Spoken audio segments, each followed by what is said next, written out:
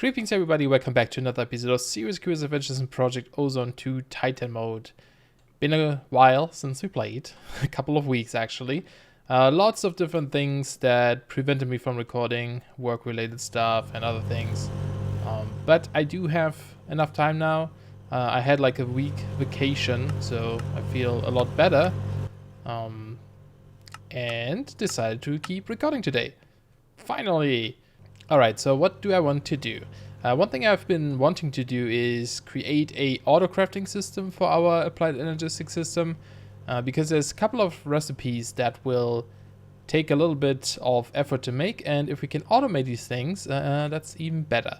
Before we start though, a couple of things. I did use some of these Civicio things we had to finally make a full set of Civicio armor.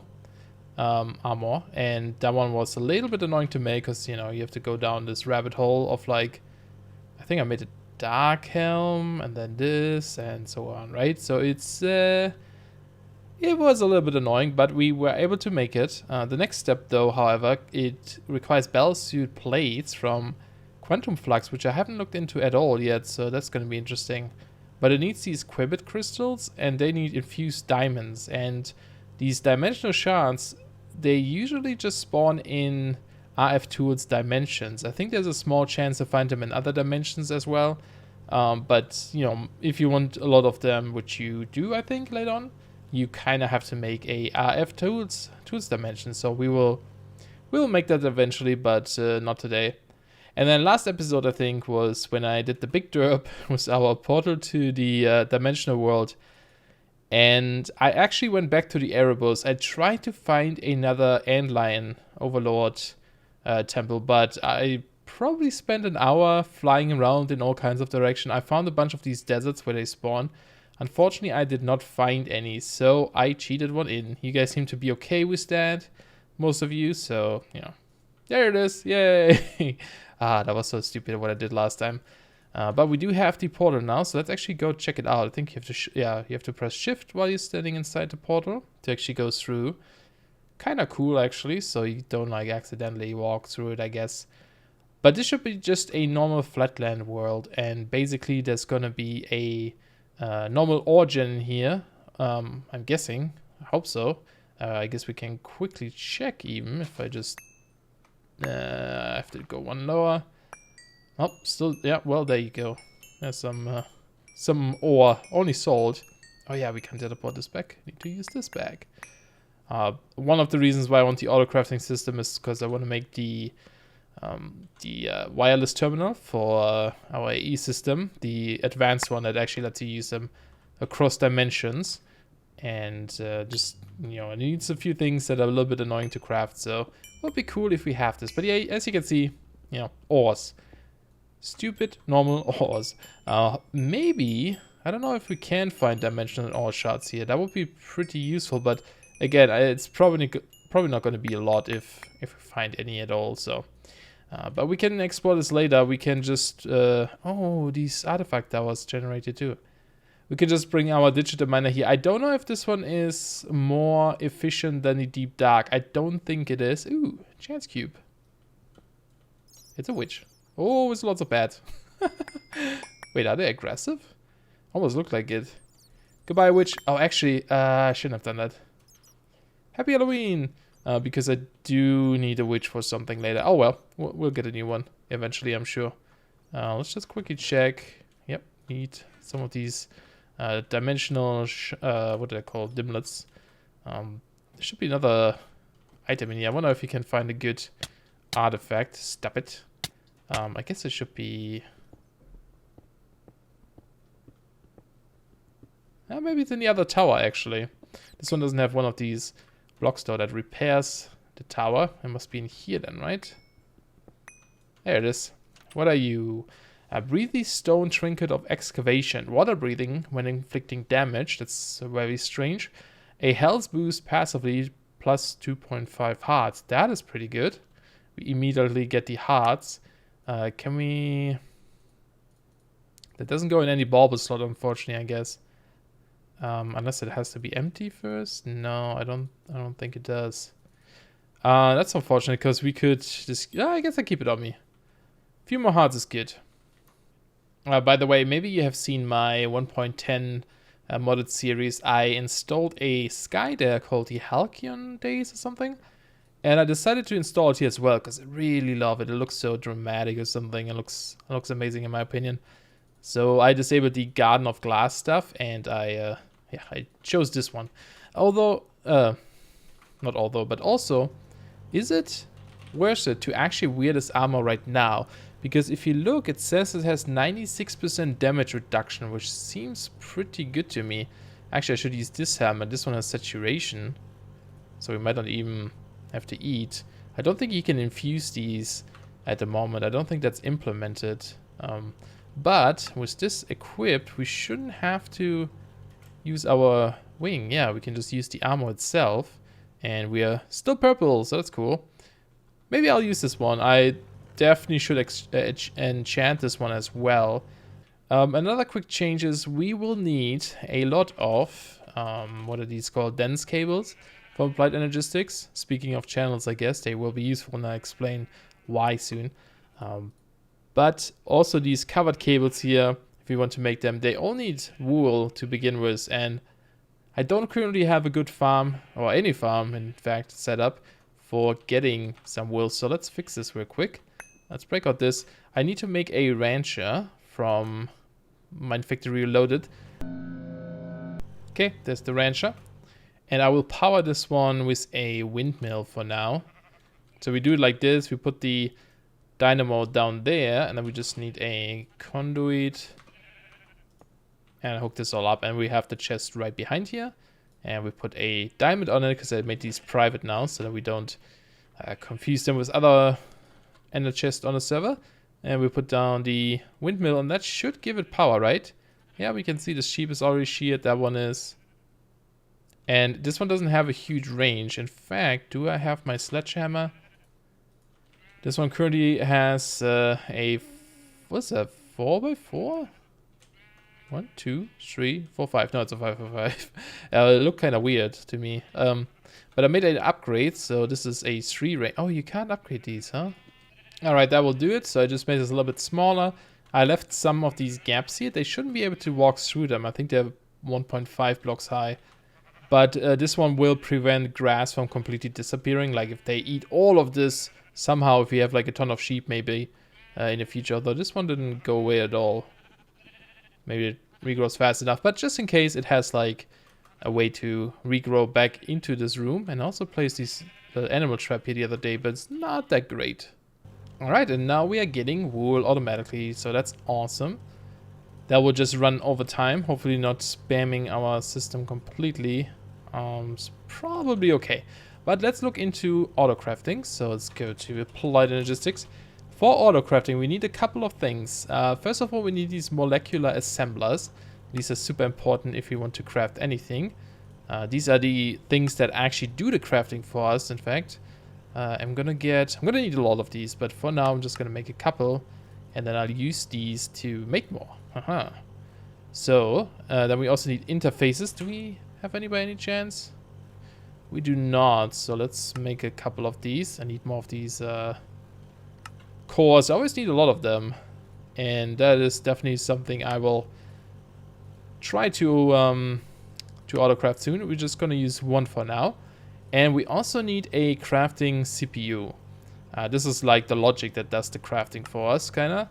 So this is like the logic that, you know, calculates the recipes, and the molecular assemblers are kind of like the workbenches that put all these things together. Didn't mean to make that many, but that's okay.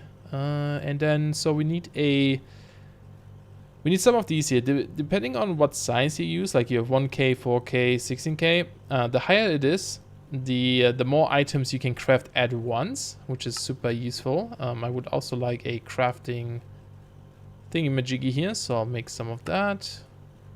And we do have a 4K cell, so I'm just gonna make a 4K CPU, and I'm also gonna make this crafting core processing unit. So it's a little bit difficult to explain these for me, and mostly because I don't 100% understand them either.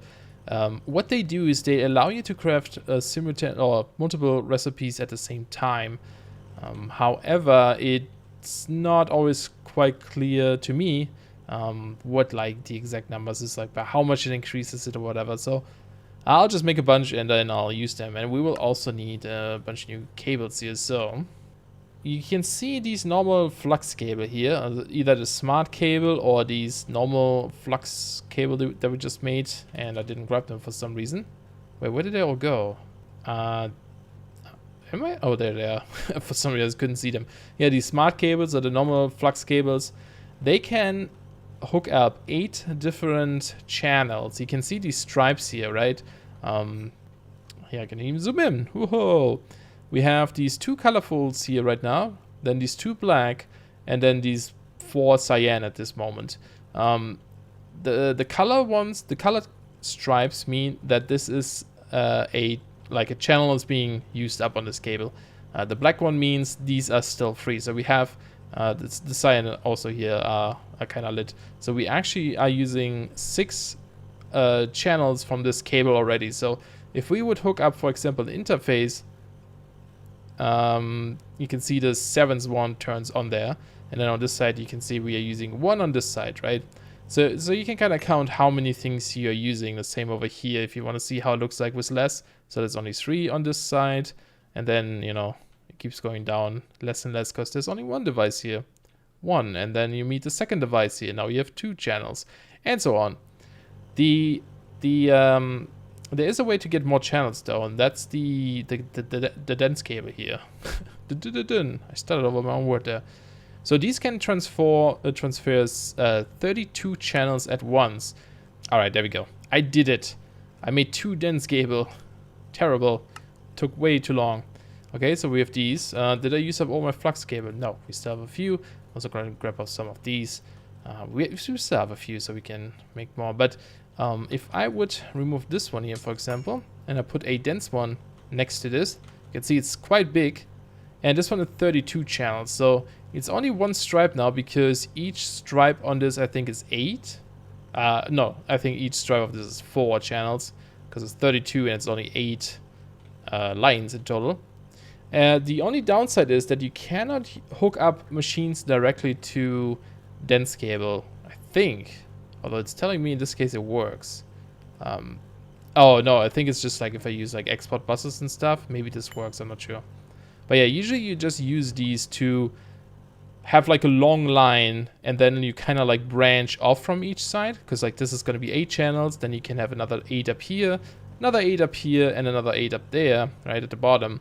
And then you have your 32 max in this cable. You can all transfer it over to this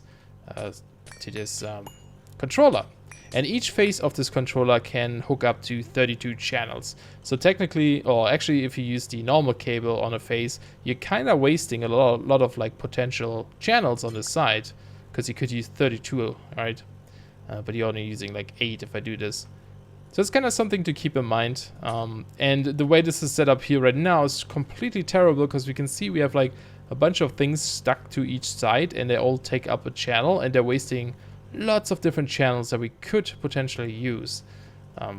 So I will have to eventually rearrange this. This is a complete mess and we will fix this at one point. But for now, I don't really care and I just want to get the autocrafting started. So we will just put this here for now. And the way I'm going to do this is we're actually going to go, I think, 1 up. Let's use the smart cable just so we can see some things. So we're going to use these molecular assemblers, right? You can see they glow up. These, by the way, don't take up channels at all, the molecular assemblers. So you can have a bunch of them. The interface, however, does. Because we connect it like this, it will take up 1 channel, right? You can see this there. This 1 channel here is actually the interface. We can confirm that if I connect multiple things to this. You can see it's not increasing at all. So yeah, you can use multiple of these. So actually change of plans again. I'm going to place it like this for now because I want to stack them upwards. Right. All right. So if you look at these molecular assemblers, you could give this a specific recipe if you want to. And you also can give this like crafting upgrades, like make it fast and such. But you can also use the interface to put in these patterns at the bottom here. And any molecular assembler that's connected to this interface will have access to these crafting recipes. So that way you can store a lot more recipes. And then also, for example, if you craft one of these, 4 of them can use that same pattern at the same time. So you craft it like 4 times faster, which is pretty awesome. But you do need that co-processing unit for that. So actually, let's set up our crafting thingy majiggy here as well. I just put this here again. All just you know, it's gonna be replaced at one point. Let me actually remove this, and I'll put this one in the middle. And it's like a multi-block structure. You can see they all connect like this, and we should just be able to do this, right? Connect them up. Yep, just another channel. This little crafting monitor in the middle here will show you when you craft something, of like what it's currently doing and if it's stuck somewhere and so on.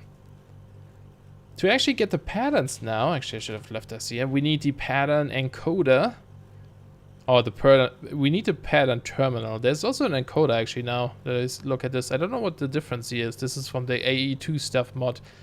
But we'll just go with the normal one. I happen to have a crafting terminal, so we can just plop this down here. And this is where you write your recipes. So you get these blank patterns, and this is probably one of the first recipes we actually want to make, because we need to make more patterns. So you get a blank thing here, and you put this in here. All right, this is empty. And then you check the recipe you want. You just shift click it in here, and you can see it shows you it like this, right? If you ever need something like, let's say, iron, do I have like ores? Yeah, let's say you wanted to do like iron ore into ingot, right? That's not technically a recipe because it's not a workbench recipe. Then you have to click, I think, this one here. Oh, sorry, it's this one here, crafting pattern. There we go, processing pattern. In that case, you put it on this step here, and then you just tell it that somehow a iron ore will turn into an iron ingot, and then you take care of where it's getting processed. But we're gonna keep it simple for now. We're just gonna make blank patterns. So we click encode, and there it is. If you hold shift, you can see the item it crafts, right? A blank pattern item here. And then you just go over to your interface that has all the molecular assemblers. Difficult word for me to say. And now if we look at blank pattern, it now says craft at the bottom instead of showing us the number how many we have. If we click on this, we can choose how many we want to craft. So let's just start with 1. It shows you the recipes it needs. It shows you if any CPUs are like available, and you just click start. And then all these items go into here. It makes the thing and it's done. And that was a super fast recipe, so obviously it wouldn't like show much there, but there it is. If you have an item in here and you still want to craft, like if I click this right and take out the item, you can either take out the item until it says craft, or you can switch it to craftable mode only, so it only shows items that you can craft. So if I remove this filter here, it only shows this item. Or I think you can press C, no, it's the middle mouse button, that's what it is. And then it also always brings up the crafting menu. Another thing is, like, if I press next, it shows you the recipe list, but you can also click shift, and then it changes to start instead of next, and then it just goes, right? Without you having to confirm first. But there it is. So we have more patterns now, and now we can, you know, start to make some crazy stuff here. So let's actually take a look. What could we try out? I want to show you these more molecular assemblers, just what they look like. So for example, let's say we want to craft compressed cobblestone, right? So we encode this, go over here again, put in the pattern, and now we say we want compressed. That's double compressed. There it is. Let's say 200. Start. And I want to show you this. You can. Oh wow, what's that? Is the magnet pulling that out? Just visually, you can start see it crafting now. It's using all these 4 molecular assemblers because they're all touching this interface, and that is pretty awesome. I like this setup a lot, where you have like 4 per interface, and then you just put on the next interface with 4 around, next interface on top with 4 around, and so on. You have like a tower of crafting pillars, and of course you can only stack them to 8 interfaces, because then all your channels will be full. And there it is, it completely finished it. So that's really cool. And then let's see. So if we wanted, for example, now make one of the big things I want to make actually is these storage cells, right? The 4K, 1K, then 4K, because they need the previous one, and they need the previous one, and they need the previous one. That's a little bit annoying to make. So let's actually get this going. So we just shift click in this. We can choose here, right? If it knows the ore dictionary, you can like select to see if it should use anything that resembles the same type, right? If you have like different copper ores, you can use all these different coppers from different mods. So you can kind of like choose what you want, or allow all of them or whatever. Then we just go with the next one, which we can't right now because we don't have the 1K ones. So let's make some. Actually, we don't have to. I think there's a thing here. I don't think a lot of people use this. You can see if I hold the mouse button down on any eye, I'm dragging these things over, right? It's like on my mouse now. This is not an actual item. Like I can't put this in my inventory. But I think, yeah, you can use this in this pattern thing to just set the item. So you don't need to make this first before you can use it in the next one, right? So you can just say, okay, make this one. And then if you have the 4K one, first we need the 16K one, right? We don't have the 4Ks at the moment. So we just pick the 4Ks from here and put them in there so that the system knows what to use, and so on. I guess I could just clear these and then pick the 16K, which is over here. Right, and then there you go. So this makes it all up to 64K drives. Obviously now, if you look at here, at the, what is these called? Storage, I guess. Yeah, you can see them all for you. Now, if I would try to craft this, I can't because I don't have enough of these things because we haven't automated this yet.